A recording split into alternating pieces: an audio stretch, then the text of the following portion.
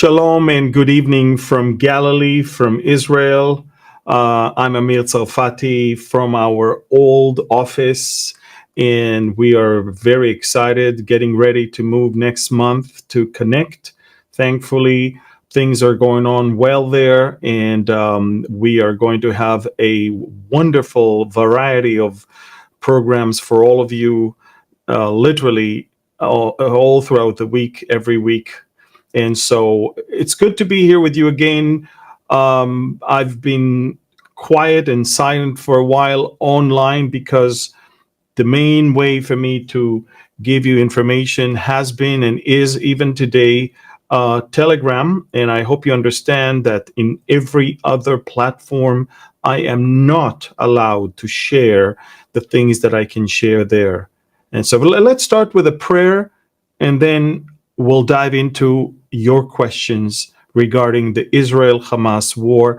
But we'll talk more and definitely relate to what happened yesterday in Damascus and the war that is much greater than just the one in Gaza. So, Father, we thank you very much for an opportunity to be able to be alive in these days. Days that you first saw, you wrote about, you may have even designed and for your purposes. And Father, we now ask that you will allow us to open the eyes of our hearts to wonder your truth and to try and understand, with all the confusion and the deception that is all around the world, try and understand what really is going on here.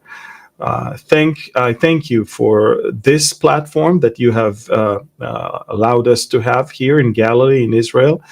And I pray, Father, that many will find comfort and encouragement from today's broadcast. We thank you and we bless you. In the name of the Holy One of Israel, Yeshua, we pray. Amen.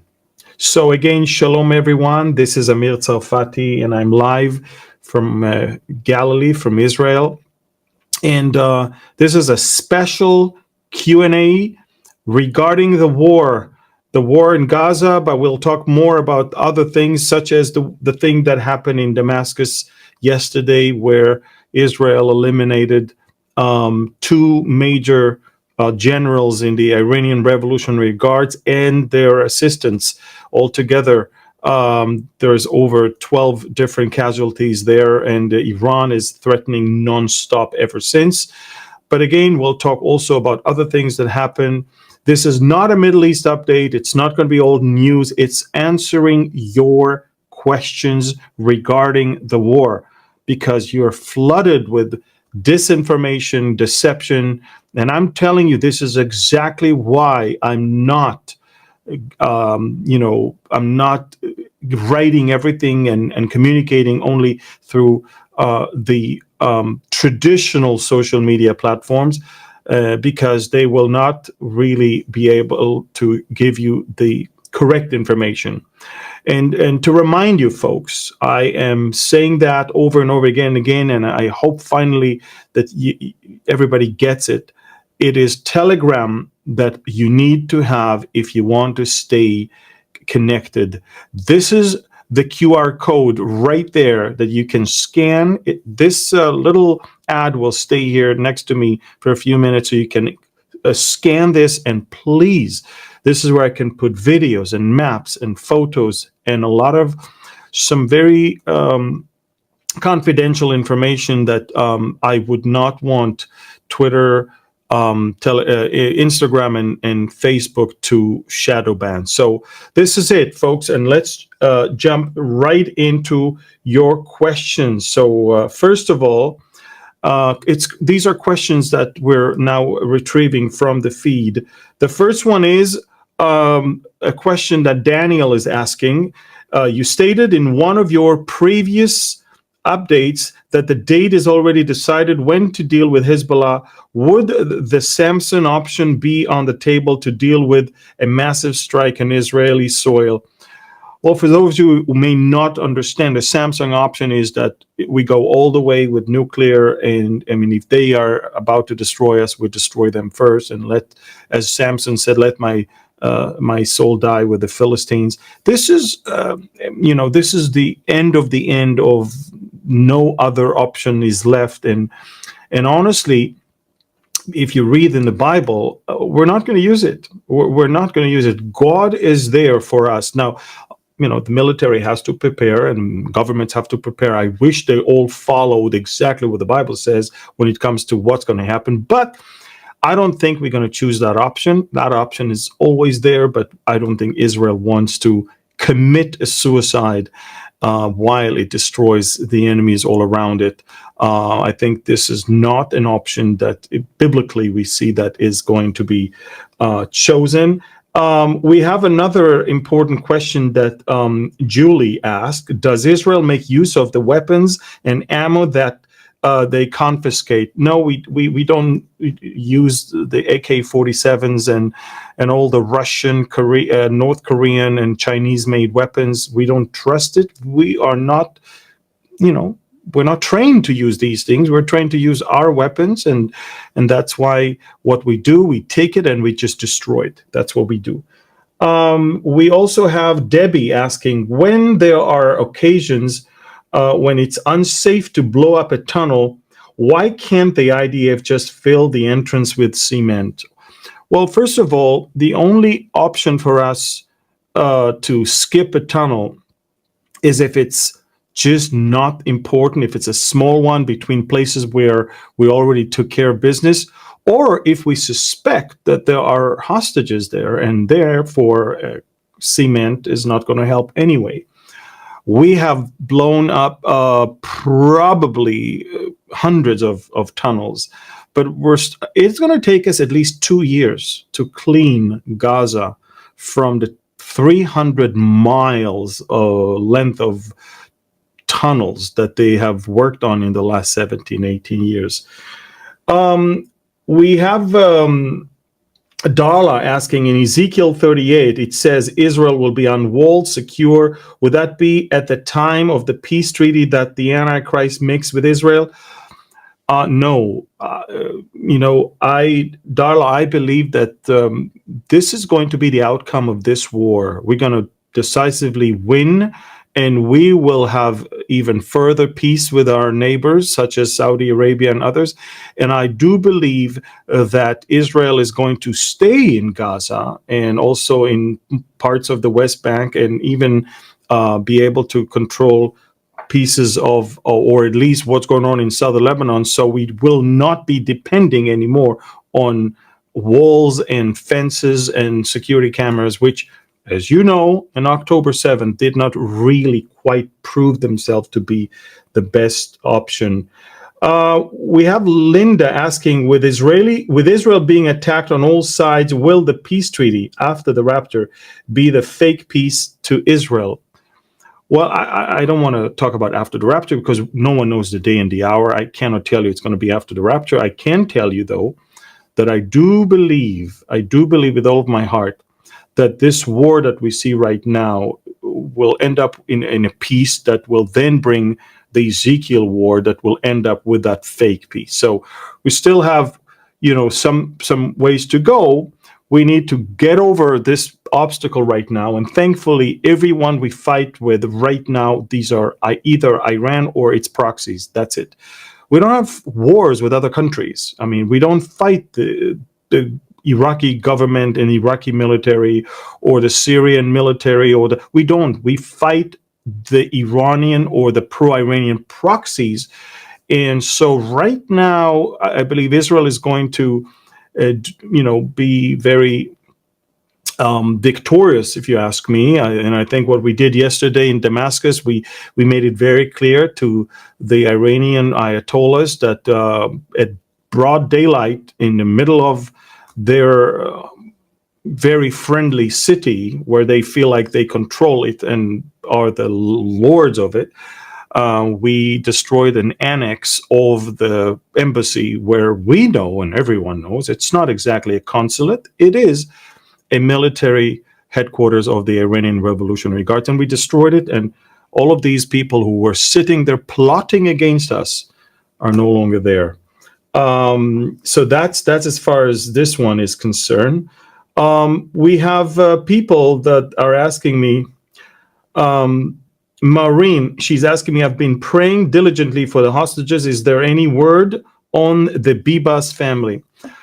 The only thing we know about the Bibas family is that the Hamas months ago said that they're not alive, at least the mother and the children, because we do know that the father is alive. But again, Hamas lied quite a few times about hostages that happened to be alive. They just needed some leverage. But we don't have more information about them beside that. When we have concrete information about some hostage that is no longer alive, we immediately tell his parents. We immediately tell the family. We immediately inform them that he is now a dead body held by Hamas. And we've done that in quite a few occasions, unfortunately. Look, there's 134 hostages held there, but not all of them are alive. In fact, I would be very careful to say that, but probably more than half are not alive. So again, that's one of the things that they do. They are basically negotiating and dealing with dead bodies. That's who they are. These are the monsters they are, and we should not deal with them at all. We have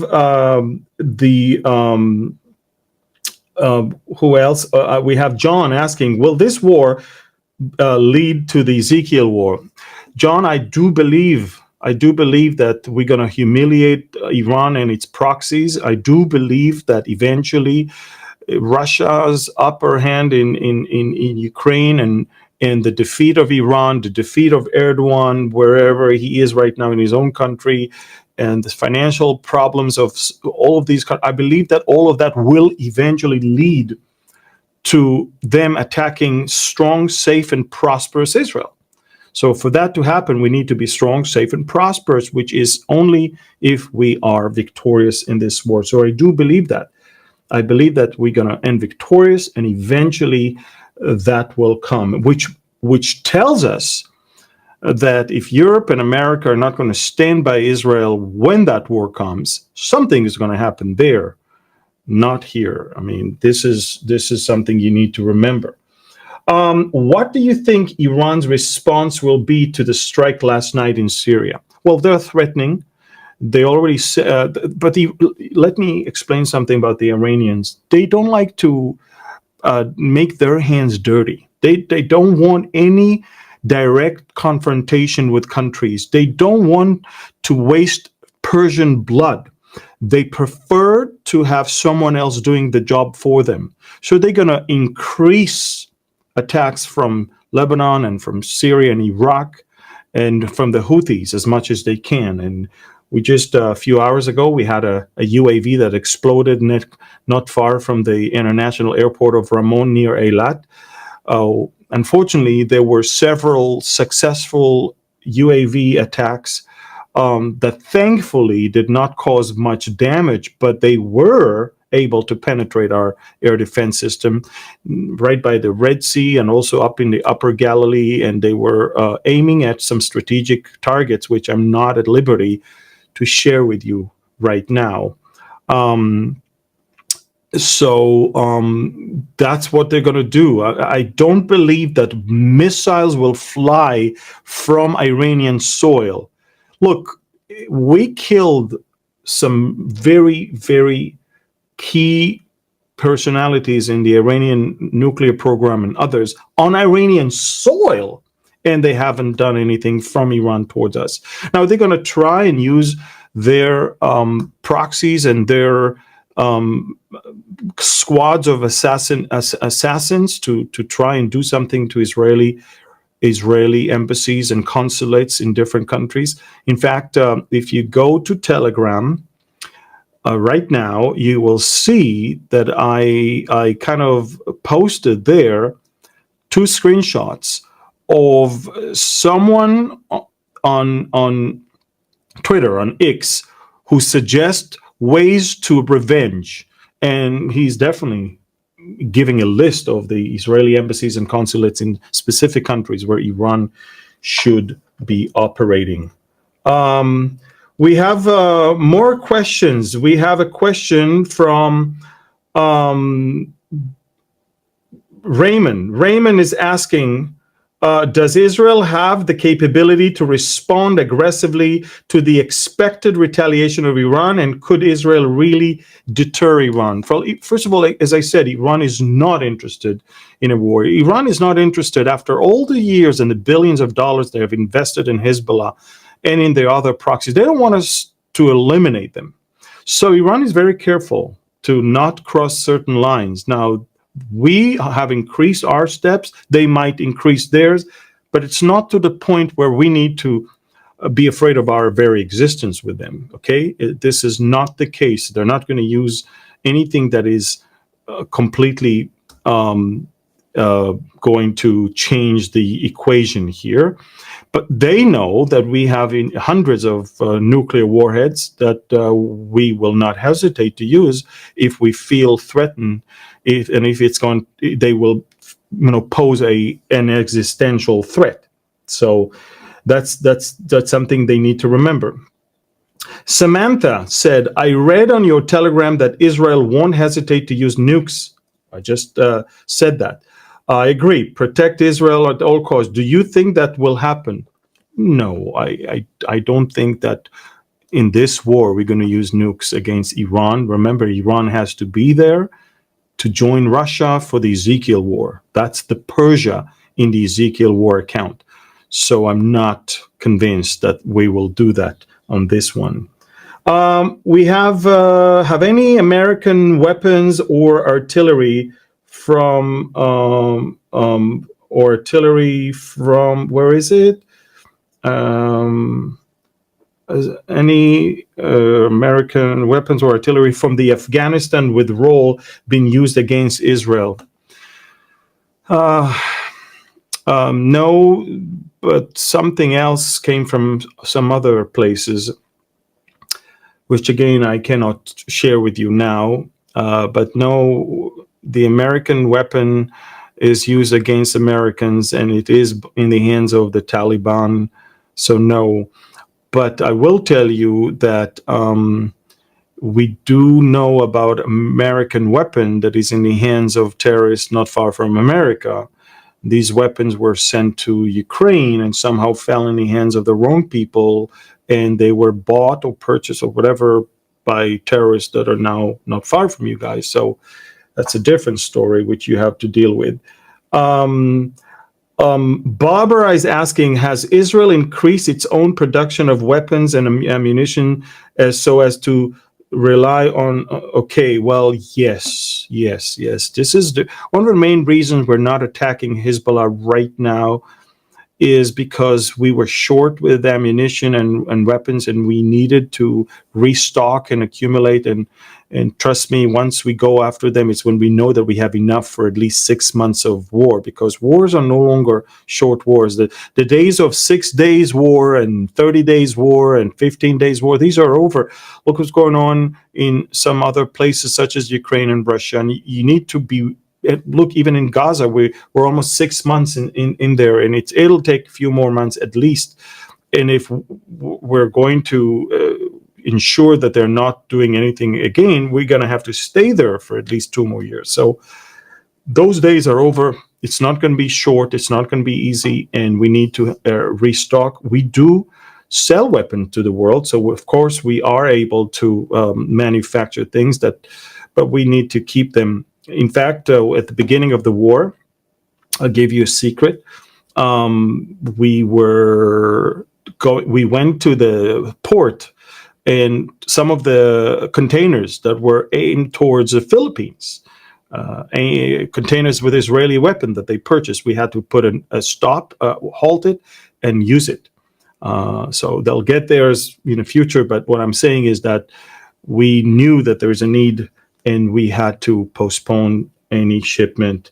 Amir, Anne is asking here, how will this war ever end with how indoctrinated the Palestinian people are? Won't they just keep reforming to Hamas? Yes, you're right. I think that this war will end only when we decisively destroy all the terrorists and stay on the ground to make sure that this cannot happen again. Now, and I've said that before on some other platforms, it will take long time, maybe a whole generation, to get people that are not poisoned to grow up and replace a generation that was breastfed by poison, anti-Semitism, and Nazism. And look, we've seen it on October 7th. We've seen how the Gazans reacted to what happened, and we've seen it with testimonies of the hostages that were released. It's not just the terrorists, it's the population, it's the civilian population. I mean, the nurses inside hospitals, when they saw hostages coming, they were ecstatic in some joy unspeakable. It's unbelievable. Something has to change, and the only way you can change it is when you defeat them and take land, because that's the thing that makes them understand that they're defeated. They don't care about human life. I mean, somebody dies, another one is born. When you take land, when you resettle it with your people, that's when they know they lost.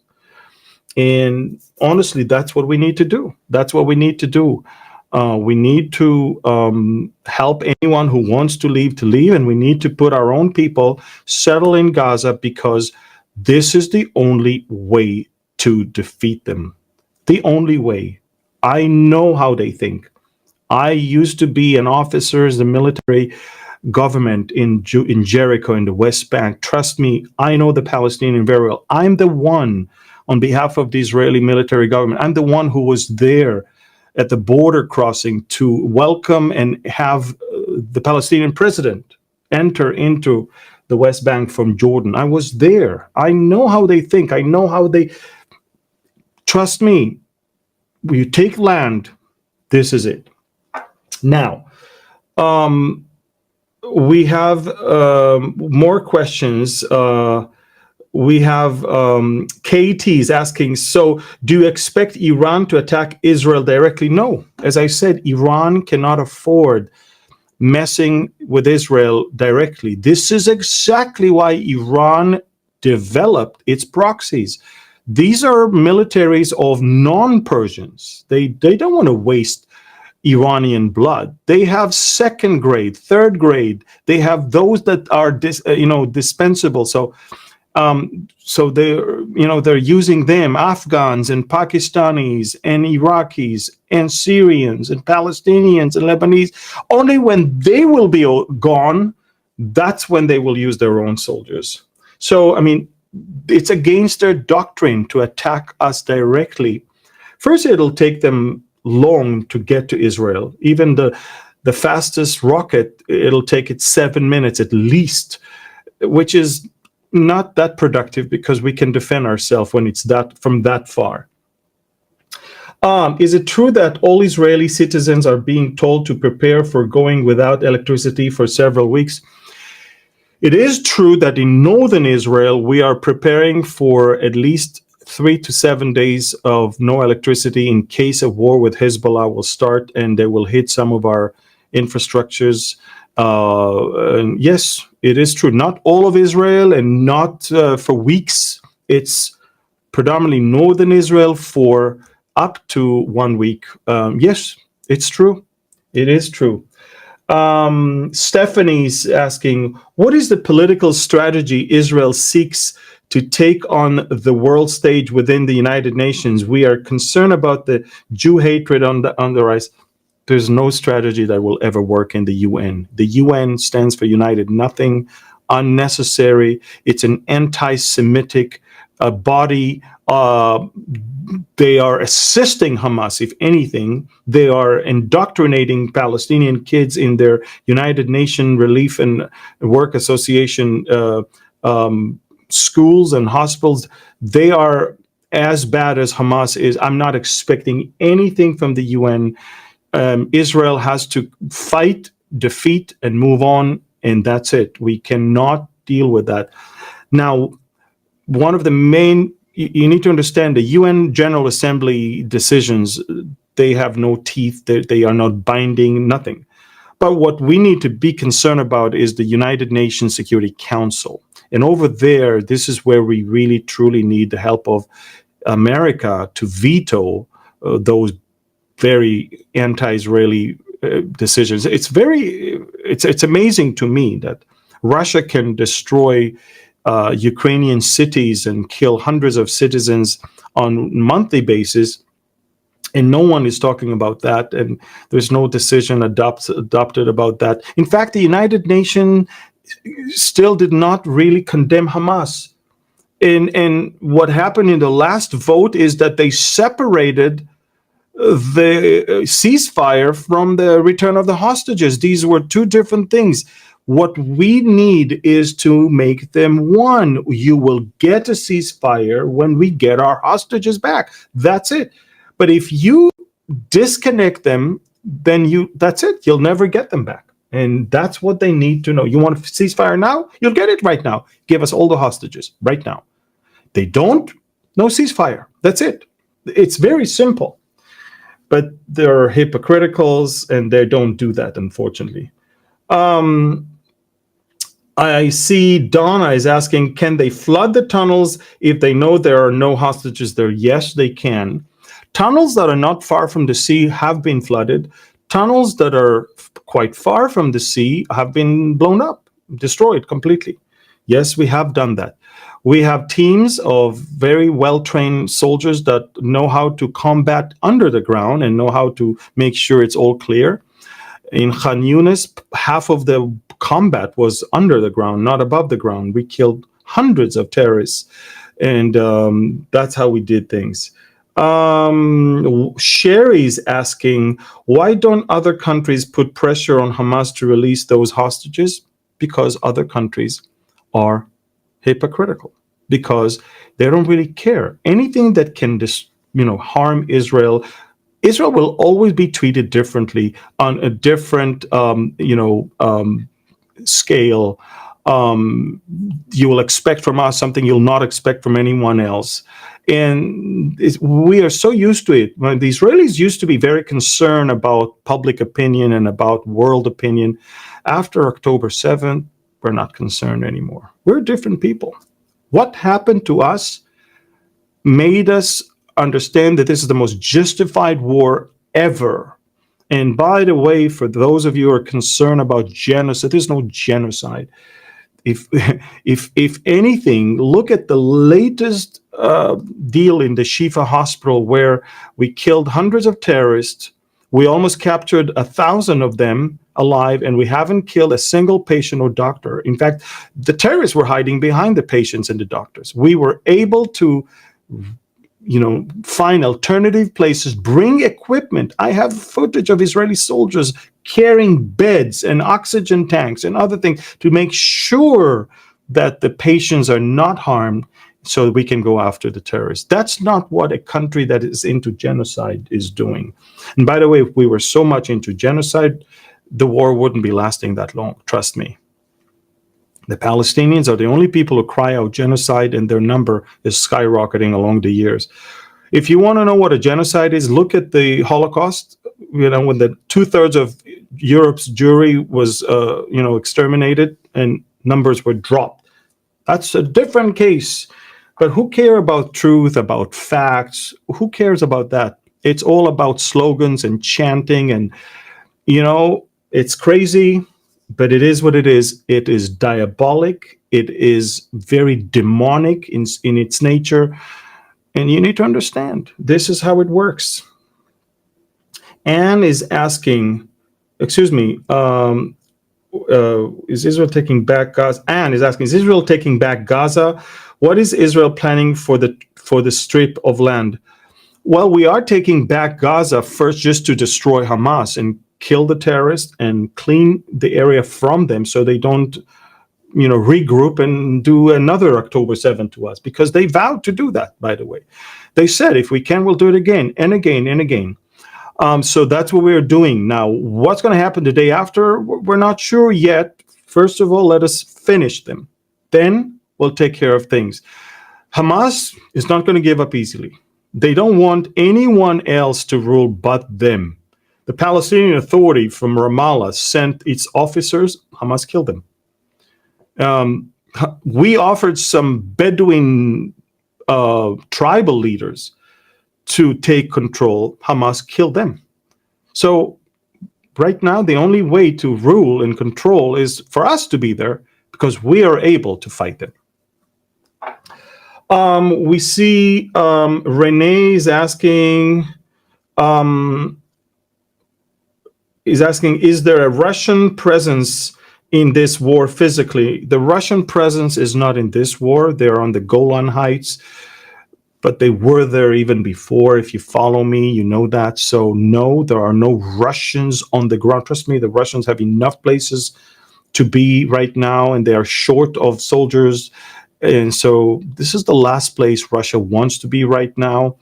So no, there's no Russian presence in this war, but we do have Russians that are training the Syrian military. They're training them on the Syrian part of the Golan Heights and over there. So, you know, they were there for the last few years anyway. It's not part of this particular, this war. We have Sylvia asking, how was Hamas able to build all these tunnels without detection? Look, a lot is going to be discussed. You know, this is one of those things. We knew about tunnels. We knew. But look, we knew about one. They had 5. So when you see them taking dirt out and you think there's one, when we now entered and found out it's 5, this is what it is what it is. You know, we couldn't really measure exactly how much dirt was taken and calculated how many tunnels they have. We were surprised. Yeah, I must admit, we were surprised at the length and the number of tunnels. How was Hamas able? Okay, Izzy is asking, does Israel know where Sinwar is? We know more or less where he is, yes. Unfortunately, Sinwar, the leader of Hamas in Gaza, is surrounding himself with hostages. And unfortunately, we know that. And so if we want them alive, we cannot do anything to him right now. This is it. Now, he's not surrounding himself with dead bodies. That he left in other places. But with the soldiers and with the young women, oh, yes. And I'll say something that is horrible. But those young soldiers, young female women that are held by Hamas right now are the trophy for all of Sinwar's people sexually. I mean, they're being not just harassed, they're being raped on a daily basis. And I can't believe the world is saying nothing about all of these things. We have testimonies of so many of them that have been released, and we know it's a practice. Not only that they raped so many people and then killed them on October 7th, but we know for a fact that they are raping the hostages. And this is what we have to deal with, monsters. June is asking, when the IDF goes into Rafah, do you believe they'll find the remainder of the hostages? Look, there's not too many options left. There's only 2 places left untouched by the IDF. It's the central refugee camps and it's Rafah itself. We took care of Khan Yunis. We took care of the northern part of Gaza and Gaza City. These are the 2 places left. So obviously, they're in one of these 2 places. We believe Rafah is a better option because Rafah has a large concentration of everyone we moved from the north. And now it's very densely populated, and it's the best way for Sinwar to hide because it'll take lots of Palestinian civil casualties for us to get through and get him. This is why there is so much against Israeli entrance to Rafah, because that's going to be the end of Hamas for sure. Renee, how long will it take the IDF to accomplish its goals in Rafah? Look, in Rafah, we have about 1.2 million people. They don't have, we need to move them 2.5 miles away from the city. and then go in and clean the city. That's what we need. We moved them already 15 miles or 20 miles from northern part of the Gaza Strip, so 2.5 miles shouldn't be a problem. But it's a challenge, and this is one of the reasons why we haven't gone into Rafah yet, is because we need to first make sure the shelters and the places are prepared, and then we want to be there to make sure that those that are moving to the safe zone are not terrorists. And then we go in and we finish the job. Look, what happened in the Shifa hospital was epic, because they told us in the interrogation, we had no clue. We did not expect you coming back to Shifa hospital. We thought that you'll never do that. And that's why thousands of terrorists were there. I mean, weapons were in the maternity ward, in the MRI rooms, in all the wards of the hospital. We found unbelievable amount of weapon and explosives and hand grenades and AK-47 and mortar shells. I mean, this is not a hospital. It's a terror base. All their hospitals are terror bases. And we right now, even as we speak, in the Nasser hospital in Khan Yunis, they're surrendering by the dozens, walking out because they understand this is it. Folks, the terrorists now understand that there's no safe zone for them, and that's exactly what we want them to understand. And so once we move into Rafah, they'll come out of their holes, and we will take care of business. Vicky is asking, what is Israel going to do with all of the terrorists that have been captured since October 7th? First of all, we have several detention centers, camps in Israel for them. We are getting valuable information from the interrogation, and they're awaiting their trial. And hopefully, capital punishment will be enacted, and they are all going to meet the 72 virgins. Now, some people are criticizing me for being a Christian yet wanting the terrorists to die. Let me make it very clear. Look, even let's say I now went out and killed 50 people, okay? And then I became a believer. Let's say I was not a believer, I converted, got saved, whatever. I'm singing hallelujah all the way to prison. Do you think that I'm going to walk free? You think that I'm not going to have to pay for what I just did? Look, anyone that killed people, that murdered people, may be able to escape the second death by accepting Christ, but not the first one. The first one will be determined by the law or by the age or by his health. But it's the only way to really enjoy that gift of eternal life is when we skip the second death, okay? So they deserve death according to the law, and they should get it, and they should have it. All of them, all of the terrorists, all of those who murdered brutally thousands of people, yes, they have to be killed. And if along the way, if anyone is getting saved, great, then he will skip the second death, okay? It's wonderful. I wish to see as many. But don't be mistaken. There are consequences to the things that you do in this life. And that has to be clearly stated.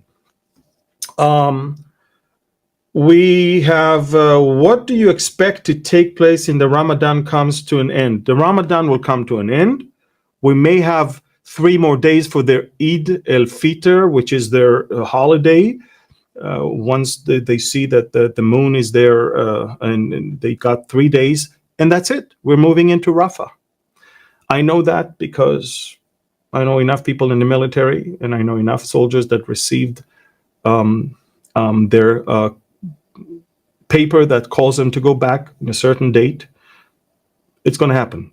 The Rafah maneuver will come right after Ramadan is over. Trust me. More questions. Dixie, where will the remaining Palestinians go when the war is over? What do you mean? The remaining Palestinians can stay where they are if they're not going to be terrorists. We don't tell Palestinians disappear, okay? If you want to live in peace, move aside, let us kill the terrorists, and then go back and live. Now, if you have no place to live, go and find somewhere else. But one thing is for sure, we will not tolerate terrorism and terrorists and all this genocidal thoughts against us. It's not going to happen. We went through a second Holocaust. It won't happen again. That's for sure. They need to understand that. Yes, it's almost 6 months into the war, but we haven't changed our minds. This is what is going on here. People are asking me here, how extensive are the underground tunnels in Lebanon as compared to Gaza? Wow, that's a wonderful question. Let me tell you something. We believe that there are gigantic tunnels from southern Lebanon into northern Israel. And we also believe that there are some tunnels from Judea and Samaria, Palestinian cities, into central Israel. We believe that. We woke up from the dream that anyone is deterred. We understand today that we must take it as for granted. I mean, we must take it as this is it. They have it and they'll use it. We cannot take chances anymore. We already found tunnels a few years ago on the Lebanese border, so we know they exist. So Israel is ready. The best way to deal with that is to clean southern Lebanon from terrorists. And once you move in with your infantry and with your tanks, and that's the only way to then scan the area. If you find shafts, go in, destroy the tunnels one after the other. There is no alternative to a ground maneuver. Hamas knows that now. Hezbollah will know that in the near future. No alternative. It has to be done if you want to find what the enemy is preparing for you. We went to bed with dogs and we woke up with lice. We won't do it again. This is it. It's not going to happen again. Maybe we have, okay, so some of you might want to know what happened yesterday. What happened yesterday is some top generals of the Iranian Revolutionary Guards, those that are in charge of the training and arming of the militias or the proxies that Iran created. Those generals were convening in a place adjacent to the embassy. They call it a consulate, but it's not a consulate. It's a terror base. And Israel decided to go after them, and it followed series of attacks from the proxies in Iraq and in Lebanon that caused us to do that. I mean, as I said in the beginning of this hour, some very strategic targets nearly were damaged. Nearly. It was a miracle that there was just a light damage to the surrounding and not to the actual specific strategic thing that we had, both on the Red Sea and in northern Israel. And we decided we're not going to wait. We need to let them know that it's not going to go unanswered. And sure enough, they felt they felt that they can go to embassies and convene and plot against us, and they're immune. They're not immune anymore.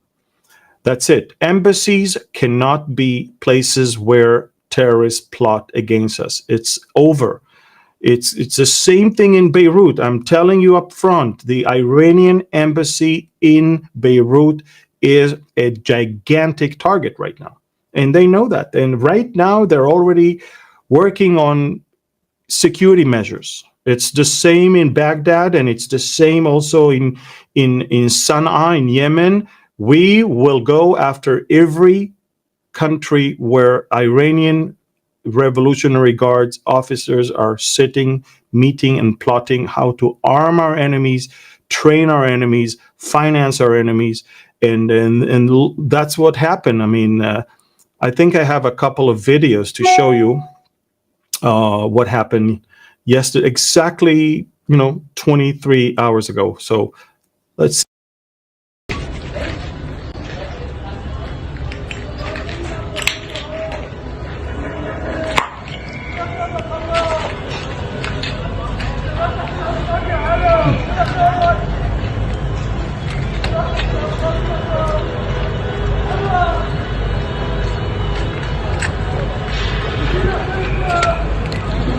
في حدا تحت عم ينادي يا جماعة.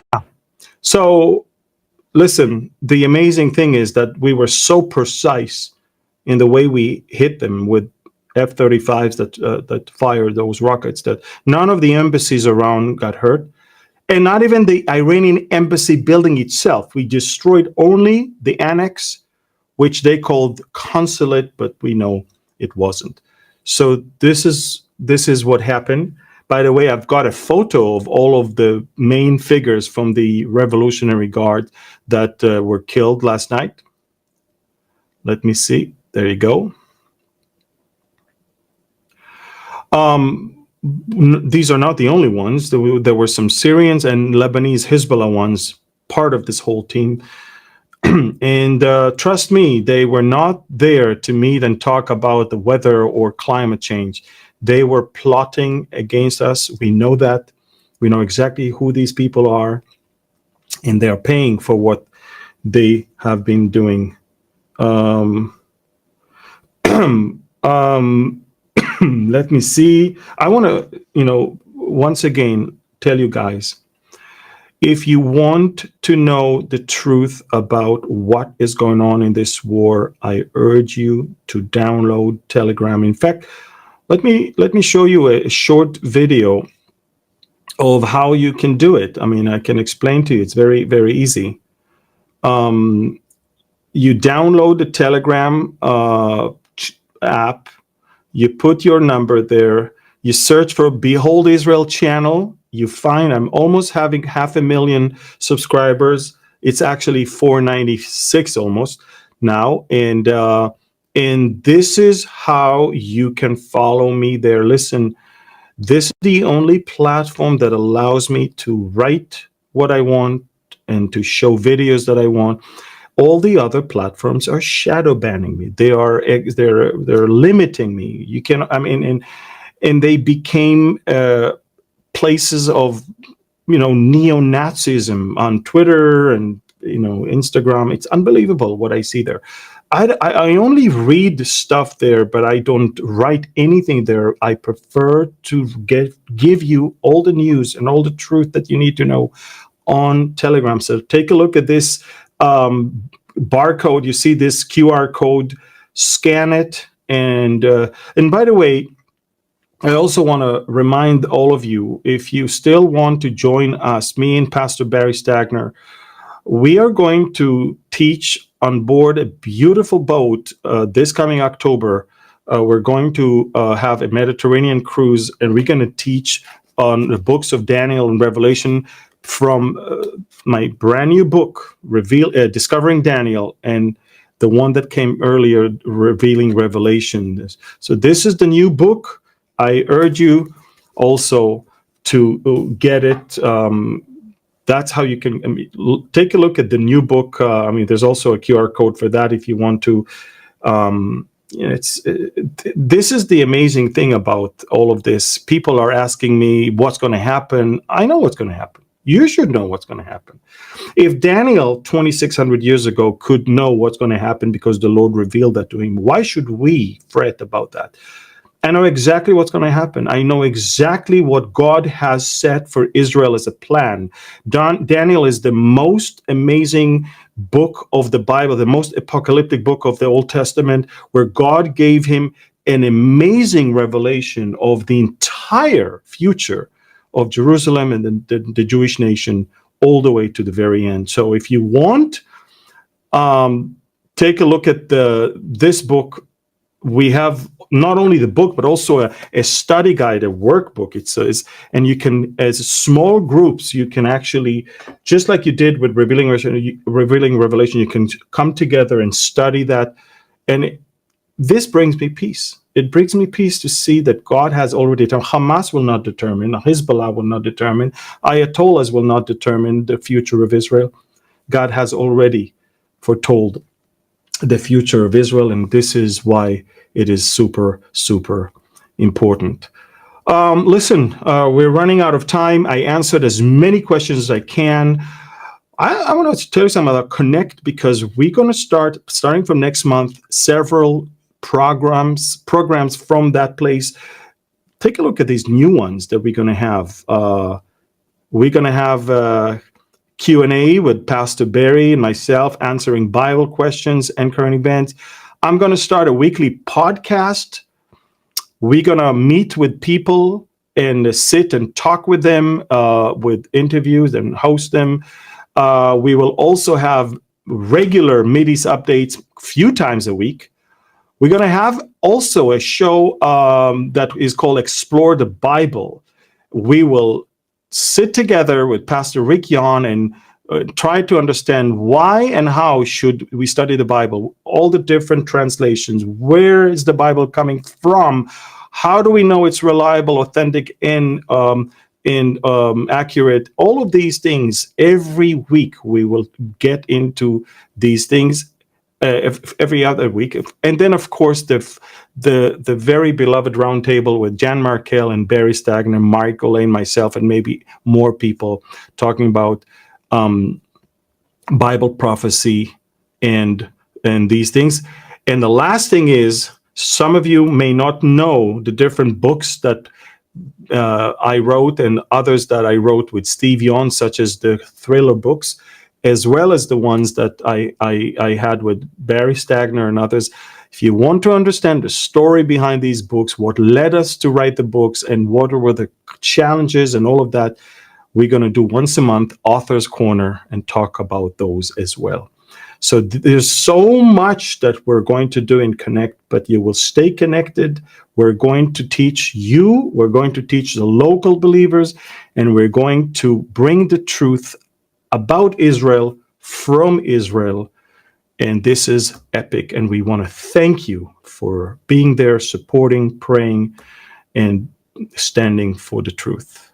So I want to thank you for being here, listening to this. Share. Take your finger, press the share button right now, either on Twitter, Instagram, Facebook, or YouTube right now. That will help. It's not that difficult. Thank you. God bless you. And shalom from Galilee, from Israel. Bye-bye. Amir Sarfati and Behold Israel channel on Telegram. Here you will receive daily updates and audio messages from Amir. You can also take part in our community and reply with comments. Getting started is easy. Simply download Telegram from the App Store, then visit the Behold Israel Telegram channel in your browser. From there, click Preview Channel, then click Join. That's it. See you on Telegram.